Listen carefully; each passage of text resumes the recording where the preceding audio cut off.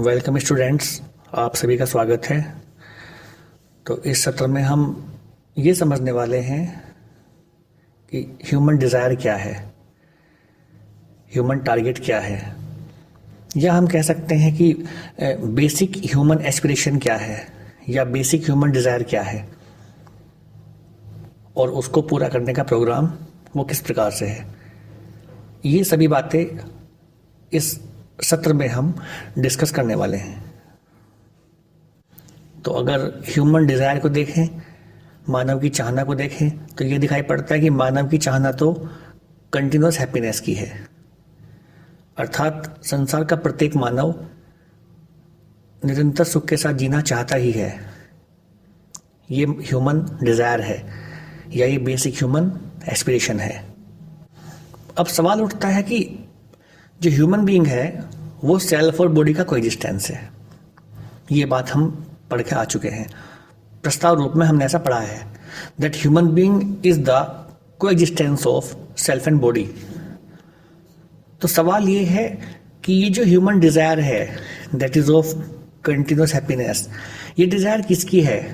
ये desire self की है या ये डिज़ायर बॉडी की है? ये बात हमें खुद में जांचनी है। तो प्रस्ताव रूप में ऐसा बताया गया है कि जो कंटिन्यूअस हैप्पीनेस है ये बेसिकली सेल्फ की नीड है, ये बॉडी की नीड नहीं है। ठीक, तो बेसिक ह्यूमन एस्पिरेशन और basic human desire that is of continuous happiness is the need of self and not the need of body.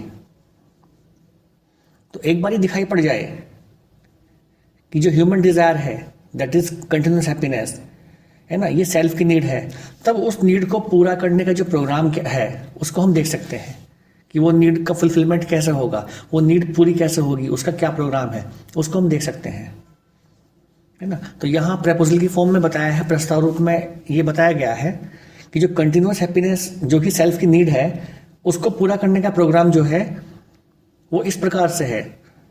Right understanding in self, अर्थात स्वयं में सही समझ, फर्स्ट पॉइंट हुआ। ठीक है। Right feeling and right thought in self, स्वयं में सही भाव एवं सही विचार, ये जो है जिसको हम समाधानी बोलते हैं। स्वयं में सही भाव का होना, स्वयं में सही विचारों का होना, इसको हम समाधानी बोलते हैं। तो right understanding in self, right feeling and right thought in self, this is what we say समाधान और रेजोल्यूशन। तो these are the programs to fulfil basic human aspiration that is of continuous happiness. तो continuous happiness को पूरा करने का जो programme है या जो उसका जो सोर्स है वो क्या है? स्वयं में सही समझ का होना, है ना, स्वयं में सही भाव सही विचार का होना। सही भाव और सही विचार को यहां समाधान कहा है, रेजोल्यूशन कहा है। तो कुल मिला के जो निष्कर्ष है वो ये निकलता है कि continuous happiness is ensured through by having right understanding in self, right feeling in self and right thought in self. ठीक है, जो ये right feeling and right thought based on right understanding is what we say resolution. कि मेरे विचारों का सही होना, मेरे भाव का सही होना, या मेरे भाव और विचारों का राइट अंडरस्टैंडिंग के आधार पर होना, इसको कहा रेजोल्यूशन। ठीक है। तो कुल मिला के दो इंपॉर्टेंट चीजें दिखाई पड़ती हैं, right understanding with in my self and resolution with in my self. मुझ में सही या स्वयं में सही समझ का होना या ज्ञान का होना, और स्वयं में समाधानित होना या समाधान का होना। ये दो क्राइटेरिया हैं जो कंटिन्यूअस हैप्पीनेस की नीड को या उसको जो उसका प्रोग्राम है उसके रूप में इसको हम देख पाते हैं। Right understanding with in my self and resolution with in my self. Resolution का मतलब है स्वयं में सही भाव और सही विचार का होना। एक तो ये बात हुई, ठीक है। तो निरंतर सुख के लिए या कंटिन्यूस हैप्पीनेस के लिए स्टेट ऑफ रेजोल्यूशन बहुत आवश्यक कहने का मतलब है मेरे भाव व विचारों का सही समझ के आधार पर होना आवश्यक है। नेक्स्ट ऑब्जर्वेशन हमें यहाँ करना है, जो अगली बात, जो अगला पॉइंट हमें जांचना है वो यह है कि जो right understanding, right thought and right feeling, ठीक है, ये किसकी एक्टिविटीज हैं? ये सेल्फ की एक्टिविटीज हैं या ये बॉडी की एक्टिविटीज हैं? ये बात हमें जांचनी है, इसको हमें ऑब्जर्व करना है, वेरीफाई करना है। तो प्रस्ताव रूप में ऐसा बताया गया है कि right understanding, right feeling and right thought, है ना, these are the activities of self and not of body. तो सही समझ, है ना, सही भाव एवं सही विचार, ये सेल्फ की एक्टिविटीज हैं, ये सेल्फ की एक्टिविटीज हैं। ये बात प्रस्ताव रूप में यहां प्रपोजल की फॉर्म में यहां बताई गई है। तो अब कुल मिला के दो कंक्लूजन्स यहां हम डिराइव करते हैं। पहला कि जो बेसिक ह्यूमन एस्पिरेशन है या ह्यूमन डिजायर है, that is of continuous happiness. तो it is the need of self and not the need of body. जो ह्यूमन डिजायर है निरंतर सुख की, कंटिन्यूअस हैप्पीनेस की, ये सेल्फ की नीड है, बॉडी की नीड नहीं है। एक तो ये बात हम यहां कंक्लूड कर सकते हैं। दूसरा पॉइंट जो है, continuous happiness is ensured by right understanding and resolution based on right understanding. कहने का मतलब है कि जो कंटिन्यूअस हैप्पीनेस है उसको एंश्योर करने का प्रोग्राम क्या है? स्वयं में सही समझ का होना और स्वयं में समाधान का होना। समाधान का मतलब है मेरे भाव और विचारों का सही समझ के आधार पर होना, ज्ञान के आधार पर होना, या मेरे भाव और विचार का ठीक होना। ठीक है, ये प्रोग्राम है कंटिन्यूअस हैप्पीनेस को एंश्योर करने का। तो ये दो बात इंपॉर्टेंट रूप से यहाँ मुख्य रूप से बात दिखाई पड़ती हैं। इसी बात को अगर हम दूसरे रूप में बोल लें तो कंटिन्यूअस हैप्पीनेस सेल्फ की नीड है और उसको पूरा करने का जो प्रोग्राम है वो सेल्फ की एक्टिविटीज के द्वारा हम कर पा रहे हैं। ठीक है, तो सेल्फ की नीड क्या है? कंटिन्यूअस हैप्पीनेस, और उसको जो पूरा करने का प्रोग्राम क्या है वो सेल्फ की एक्टिविटीज के द्वारा हम कर पा रहे हैं। और एक्टिविटीज क्या है सेल्फ की, जो है बताई गई है प्रस्ताव रूप में, राइट अंडरस्टैंडिंग, है ना, right feeling and right thoughts, these are the activities within self.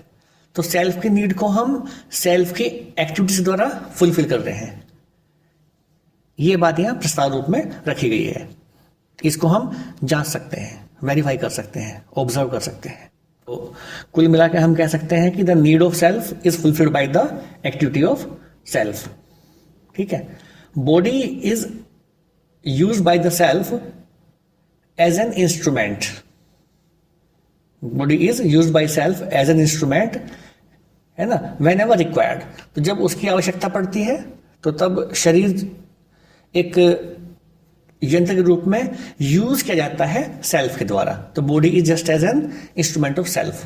Body acts according to self. तो बॉडी वैसे ही परफॉर्म करती है जैसी इंस्ट्रक्शंस उसको सेल्फ से मिलती है। तो मेरे सेल्फ में, स्वयं में, है ना, ज्ञान समाधान एंश्योर हो जाए, मेरे स्वयं में राइट अंडरस्टैंडिंग एंड रेजोल्यूशन की जो स्टेट है वो एंश्योर हो जाए, उसके लिए सेल्फ बॉडी को एक यंत्र के रूप में यूज करता है, एक माध्यम के रूप में यूज करता है।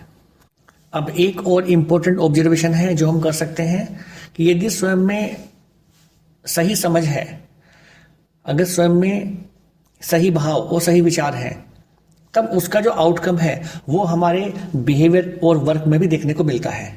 कहने का मतलब क्या है कि यदि सेल्फ में राइट अंडरस्टैंडिंग है, राइट फीलिंग है, राइट थॉट है, तब बिहेवियर में म्यूचुअल हैप्पीनेस एंश्योर होती है। ठीक है, अगर सेल्फ में right understanding, right feeling and right thoughts हैं, तब वर्क में, वर्क का मतलब कार्य, है ना, में म्यूचुअल प्रोस्पेरिटी देखने को मिलती है या एंश्योर होती है। इसको हम सब में जांच सकते हैं। तो अगर हम म्यूचुअल हैप्पीनेस, म्यूचुअल प्रोस्पेरिटी अर्थात म्यूचुअल फुलफिलमेंट या म्यूचुअलिटी के साथ जी पा रहे हैं, तो वो इस बात का इंडिकेशन है कि सेल्फ में सही समझ, सही भाव और सही विचार है। अर्थात हम कह सकते हैं कि व्यक्ति जो है अपने आप में वो समाधानित है, रिजॉल्व है। ठीक है, अब इस रेजोल्यूशन को और हम डीपली स्टडी करते हैं और इसको एटोमाइज वे में स्टडी करते हैं। तो जब हम समाधान को देखते हैं तो समाधान का अर्थ है कि हमारे जीवन से संबंधित, ह्यूमन लिविंग, ह्यूमन लाइफ से संबंधित जो भी डिफरेंट एस्पेक्ट्स हैं, उन सब की क्लैरिटी मुझ में होना, उन सब की क्लैरिटी या उन सब की स्पष्टता मुझ में होना, है ना। That is clarity of all the aspects of our living, और we can see the clarity of all the aspects of our life, है ना। तो इस बात को क्या कहा है, इस बात को समाधान कहा है। तो resolution means clarity of all the aspects, all the different aspects of our living or all the different aspects of our life. So if I am clear about all these aspects, तो this is what we say resolution, यानी समाधान। और ऐसे व्यक्ति को बोलते हैं समाधानित व्यक्ति, resolved person। अब ये डिफरेंट एस्पेक्ट्स कौन से हैं, तो 3.1 से लेकर 3.9 तक ये हमारे ह्यूमन एग्जिस्टेंस से संबंधित, हमारे ह्यूमन लाइफ से संबंधित ये 9 एस्पेक्ट्स यहाँ बताए गए हैं। तो इन सभी एस्पेक्ट्स की क्लैरिटी होना, उसी को समाधान कहा है। तो कहने का मतलब क्या, clarity of right understanding, clarity of human goal, clarity of science, clarity of my behavior as a human being, clarity of work with rest of nature, clarity of my participation in larger order, है ना, clarity of undivided human society, clarity of universal human order and clarity of human tradition। तो जीवन से जुड़े हुए जो 9 aspects हैं, इन सब की क्लैरिटी होना, इन सब की स्पष्टता होना, इसी को समाधान कहा। तो जो अगर हम ध्यान से देखते हैं तो एक बात और क्लियर होती है कि जो 3.1 से 3.6 तक है, जो पहले 6 पॉइंट्स हैं, इनका जो आउटकम है ना, इनका आउटकम हमें undivided human society, universal human order and human tradition के रूप में देखने को मिलता है। ये बात भी यहाँ इंपॉर्टेंट है, जो कि नोट करने योग्य है, ध्यान देने योग्य है। तो अब जो नेक्स्ट चीज ऑब्जर्व करने वाली वो क्या है कि I have to have clarity about all these aspects, and when I have clarity of all these aspects, I will be resolved within myself, and it leads to a state of harmony or happiness within myself. And if I am not clear about these aspects, then I will be in doubt, I will be in confusion, I will be in conflict, I will be in contradiction within myself, I will be in uncertainty within myself, and that will lead to a state of unhappiness within myself। तो मुझे अगर इन जो different aspects हैं इनकी clarity नहीं है, तो मैं मेरे स्वयं में एक कॉन्ट्रडिक्शन, एक कॉन्फ्लिक्ट बना ही रहता है, और वही मेरी अनहैप्पीनेस का कारण बनता है। ठीक है, अब इसमें आगे बढ़ते हैं। ये जो 9 एस्पेक्ट्स हैं हमारे जीवन से संबंधित, इसमें जो पहले 3 एस्पेक्ट्स हैं, है ना, ये first 3 aspects, these relate to self, ये सेल्फ से संबंधित है, ये सेल्फ के इश्यूज हैं। जो नेक्स्ट 3 एस्पेक्ट्स हैं, ये पहले 3 एस्पेक्ट्स के एक्सप्रेशंस हैं, कि जो पहली स्वयं में सही समझ है ना, विजडम है, साइंस है, इनको हम जब एक्सप्रेस करने जाते हैं तो ये एक्सप्रेशन हम behaviour, work and participation in larger order की फॉर्म में करते हैं। ठीक है, तो हम कह सकते हैं कि जो बिहेवियर है, वर्क है, पार्टिसिपेशन इन लार्जर ऑर्डर है, these are the expressions of first 3 aspects of human existence. ठीक है, और बिहेवियर, वर्क एंड पार्टिसिपेशन जो है, these are at the level of self and body. इसमें दोनों का इन्वॉल्वमेंट है, सेल्फ का भी और बॉडी का भी। ठीक है, अब हम लास्ट 3 को देखते हैं। जो लास्ट के 3 है ना, undivided human society, universal human order and human tradition. ये जो लास्ट 3 है, ये पहले 6 पॉइंट्स का आउटकम है। तो जो पहले 6 पॉइंट्स हैं, 3.1 से लेकर 3.6 तक, ये जो 6 पॉइंट है, इसके इन 6 पॉइंट के आउटकम को हम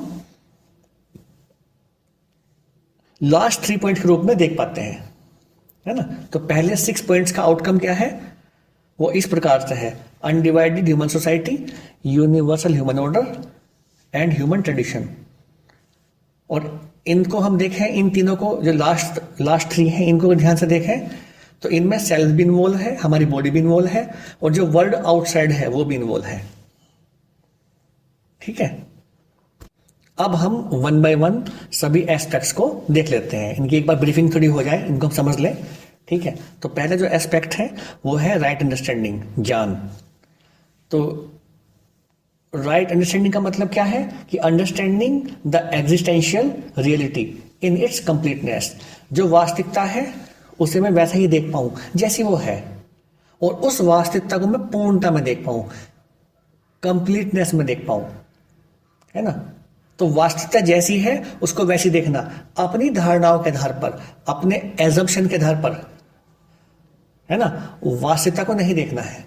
जब भी हम अपनी धारणाओं को बीच में लेके आते हैं, ऐसी धारणाएं, ऐसे एजम्पशंस कि जो अनवेरीफाइड हैं, जिनको हमने जांचा भी नहीं है, वेरीफाई भी नहीं किया है, जब उसके आधार पर हम रियलिटी को देखते हैं तो हम रियलिटी से दूर हट जाते हैं। फिर जो रियलिटी है उसको ना देख के हम कुछ और देख लेते हैं। बात समझ रहे हैं? तो जो रियलिटी जैसी है, जो एग्जिस्टेंशियल रियलिटी जैसी हमें दिखाई पड़ती है, उसको हम वैसी देख लें। इसी को हमने कहा राइट अंडरस्टैंडिंग। फिर नेक्स्ट पॉइंट आता है विजडम। विजडम का मतलब होता है विवेक। विवेक का मतलब है जो ज्ञान का प्रकाश है। तो जब ज्ञान के प्रकाश में मानवीय लक्ष्य की स्पष्टता होती है, कहने का मतलब clarity of human goals in the light of right understanding, this is known as wisdom. ठीक है, अब जो मानवीय लक्ष्य है, ह्यूमन गोल्स क्या है, उसको हम देख लेते हैं। तो सेकेंडरी में ये बात हमने आपको बताई थी कि हमारे जीने के 4 लेवल हैं, और हर लेवल से जुड़ा हुआ एक गोल जो है हमें दिखाई पड़ता है। और जो गोल है ये कॉमन है, ये कॉमन ह्यूमन गोल है, ये कॉम्प्रिहेंसिव ह्यूमन गोल्स है ना। तो पहला गोल क्या है? Right understanding and right feeling in the self of every individual. Second goal क्या है? Feeling of prosperity in every family. Third goal क्या है? फियरलेसनेस, दैट इज अभय, और we can say trust in society. और last goal क्या है? Harmony in nature, we can say balance in nature, और कोएग्जिस्टेंस इन नेचर। अब इसके बाद आता है साइंस।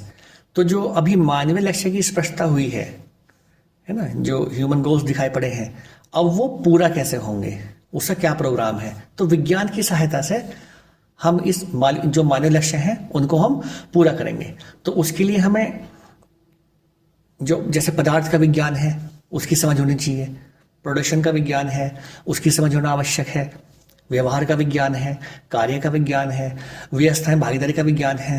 तो इन सब चीज़ों की, या इन जो एस्पेक्ट्स मैंने बताए हैं, इनसे संबंधित जो भी विज्ञान है उसकी समझ का होना आवश्यक है। तो विज्ञान के द्वारा ही हम फिर मानवीय लक्ष्य को, है ना, पूरा कर पाते हैं विज्ञान की सहायता से। ठीक है, अब नेक्स्ट आता है बिहेवियर। तो ये बात हम पहले भी अध्ययन कर चुके हैं कि इस फिजिकल वर्ल्ड में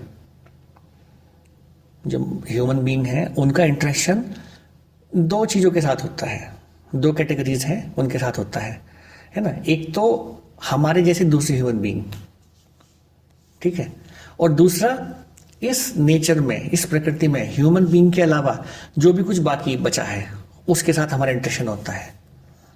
ठीक है, तो ह्यूमन ह्यूमन इंटरेक्शन, एक मानव का दूसरे मानव के साथ जो भी इंटरेक्शन है उसको व्यवहार कहा, उसको बिहेवियर कहा है।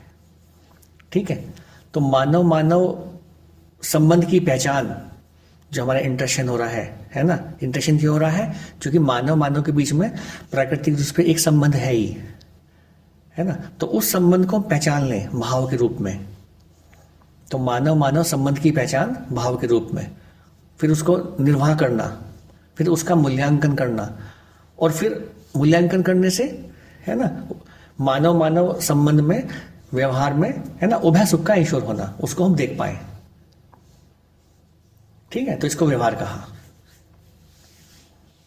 तो ह्यूमन ह्यूमन इंटरेक्शन में म्यूचुअल हैप्पीनेस का एंश्योर होना, बिहेवियर में ह्यूमन बिहेवियर में म्यूचुअल हैप्पीनेस का एंश्योर होना। ठीक है, यहां तक हमें इतना हम देख पाए, इस बात की हमें क्लैरिटी हो पाए। ठीक है, अब आता है कार्य, वर्क। वर्क का मतलब है human and rest of nature interaction. तो मानव और शेष प्रकृति का क्या संबंध है, तो उस संबंध को पहचाने, है ना, उसका निर्वाह, उसका मूल्यांकन, और मानव और शेष प्रकृति के संबंधों में हम उभय समृद्धि को देख पाए या उभय समृद्धि एंश्योर हो पाए, है ना, इस बात की क्लैरिटी होना। उभय समृद्धि का मतलब म्यूचुअल प्रोस्पेरिटी। म्यूचुअल प्रोस्पेरिटी का मतलब कि मैं भी प्रोस्पेरस, अर्थात मानव भी प्रोस्पेरस, और रेस्ट ऑफ नेचर जो प्रकृति है वो भी प्रोस्पेरस। मेरे पास भी more than required physical facilities हैं जिनको मैंने सही समय से आइडेंटिफाई किया है और राइट स्किल्स के द्वारा, है ना, उनको मैंने प्रोड्यूस किया है। और प्रकृति भी समृद्ध है, प्रकृति के पास भी पर्याप्त रिसोर्सेज है। ठीक है, प्रकृति में भी कभी कोई रिसोर्स की कमी नहीं होती, वो रिसोर्सेज अवेलेबल रहेंगे हमारे लिए भी और कमिंग जनरेशन के लिए भी, क्योंकि हम प्रकृति से उतने ही ले रहे हैं जितनी हमारी आवश्यकता है। तो इस प्रकार से प्रकृति भी समृद्ध अर्थात प्रोस्पेरस बनी रहती है। तो ह्यूमन और रेस्ट ऑफ नेचर इंटरेक्शन में म्यूचुअल प्रोस्पेरिटी का एंश्योर होना, है ना, इस बात की क्लैरिटी हो, यह आवश्यक है। नेक्स्ट पॉइंट आता है पार्टिसिपेशन इन लार्जर ऑर्डर, है ना। तो जैसे ह्यूमन बीइंग है, इससे बड़ा ऑर्डर क्या है, परिवार है। परिवार से बड़ा ऑर्डर क्या है, समाज है ना, वर्ल्ड फैमिली है। तो फैमिली से वर्ल्ड फैमिली तक जो मेरा पार्टिसिपेशन है उसको मैं देख पाऊं। ठीक है, तो जब पार्टिसिपेशन को देखने जाते हैं तो 5 डायमेंशन, 5 डोमेन्स दिखाई पड़ते हैं, जिन डोमेन में मानव को क्या है, अपना अपना रोल जो है प्ले करना है। ये बात सेकंड टर्म में पढ़ के आ चुके हैं, है ना, वो हमने पढ़ी थी कि 5 डायमेंशंस ऑफ ह्यूमन ऑर्डर वो क्या है, मानवीय व्यवस्था के 5 आयाम कौन से हैं। तो जब इन डायमेंशंस में, इन डोमेन्स में प्रत्येक मानव अपना पार्टिसिपेशन एंश्योर करता है, तब जो हमने लक्ष्य तय किए थे, अर्थात जब हमें मानवीय लक्ष्यों की स्पष्टता हुई थी, तो इन आयामों में, इन डायमेंशंस में जब हम पार्टिसिपेशन एंश्योर करते हैं तब वो लक्ष्य जो है पूरा होते हैं, और उनको पूरा करने के लिए हम विज्ञान की भी सहायता लेते हैं, जो कि विज्ञान ही प्रोग्राम है ना। अब ये 5 डोमेन्स कौन से हैं उसको हम देख लेते हैं। जैसे एजुकेशन संस्कार, health self regulation, production work, justice preservation, exchange storage. कहने का मतलब है शिक्षा संस्कार, ये पहला डोमेन है। दूसरा डोमेन है स्वास्थ्य संयम। तीसरा डोमेन है उत्पादन कार्य। 4th डोमेन है न्याय सुरक्षा। और बेटा 5वां डोमेन है विनिमय कोश। तो जब इन डोमेन्स में हम सही समझ, सही भाव के आधार पर अपना पार्टिसिपेशन एंश्योर करते हैं, तब मानवीय लक्ष्य की जो है वो उनका फुलफिलमेंट हो पाता है ना। जैसे एग्जाम्पल के लिए समझते हैं, मान लिया शिक्षा संस्कार वाले डोमेन में हम काम कर रहे हैं, है ना। तो शिक्षा का उद्देश्य क्या है, हर किसी के अंदर सही समझ, सही भाव को एंश्योर करना। ठीक है, अब ये सही समझ, सही भाव क्या है, ये हमारा पहला कॉम्प्रिहेंसिव ह्यूमन गोल था। तो शिक्षा संस्कार वाले डोमेन में काम करेंगे तो फिर फर्स्ट कॉम्प्रिहेंसिव ह्यूमन गोल उसका फुलफिलमेंट होगा। बात समझ रहे हैं ना। तो इस प्रकार से तो इन 5 डोमेन्स में काम करके, इन 5 डोमेन्स डायमेंशंस में जब मानव अपना पार्टिसिपेशन एंश्योर करता है, तब कॉम्प्रिहेंसिव ह्यूमन गोल्स का फुलफिलमेंट होता है। ठीक है बेटा, अब आगे चलते हैं। अब जो मैंने 6 पॉइंट आपको बताए, 3.1 से लेकर 3.6 तक, इसका जो आउटकम है ना, वो हम अखंड मानवीय समाज, सार्वभौम मानवीय व्यवस्था और मानवीय परंपरा के रूप में देख पाते हैं। ठीक है, कहने का मतलब जो आउटकम है वो हमें किस रूप में दिखाई पड़ रहा है, अखंड मानवीय समाज अर्थात अनडिवाइडेड ह्यूमन सोसाइटी। ठीक है, इसके अलावा सार्वभौम मानवीय व्यवस्था, यूनिवर्सल ह्यूमन ऑर्डर, है ना। और जो लास्ट है वो है मानवीय परंपरा, ह्यूमन ट्रेडिशन। इन रूपों में हम पहले 6 पॉइंट के जो पहले 6 पॉइंट्स हैं उनके आउटकम को हम देख पाते हैं। अब 1 बाय 1 इनको हम समझ लेते हैं। तो पहला है अखंड मानवीय समाज, अनडिवाइडेड ह्यूमन सोसाइटी। इसका क्या मतलब है? तो अखंड मानवीय समाज का मतलब है तो जो मनुष्य का, ह्यूमन बींग्स का जो इंटरेक्शन हो रहा है परिवार में, तो जब ह्यूमन इंटरेक्शंस में म्यूचुअल हैप्पीनेस एंश्योर होती है तो उसको परिवार में न्याय कहा, है ना। To ensure mutual happiness, mutual fulfilment in family relations, this is what we say justice. अब इसी न्याय को परिवार से विश्व परिवार तक एंश्योर करना, इसी को अनडिवाइडेड ह्यूमन सोसाइटी कहा, है ना, कि न्याय व्यवस्था को परिवार से विश्व परिवार तक सुनिश्चित करना, इसको हमने कहा अखंड मानवीय समाज। ठीक है, तो पहले परिवार में न्याय इंश्योर हुआ, अब उसी न्याय को हम फिर और आगे लेके जा रहे हैं परिवार से विश्व परिवार तक। तो जब वो सुनिश्चित हो पाता है, एंश्योर हो पाता है, और सभी लोग एक दूसरे के साथ संबंध पूर्वक जी पाते हैं, और जो आपसी संबंध है समाज में लोगों के साथ, उसमें म्यूचुअल हैप्पीनेस एंश्योर हो पाती है।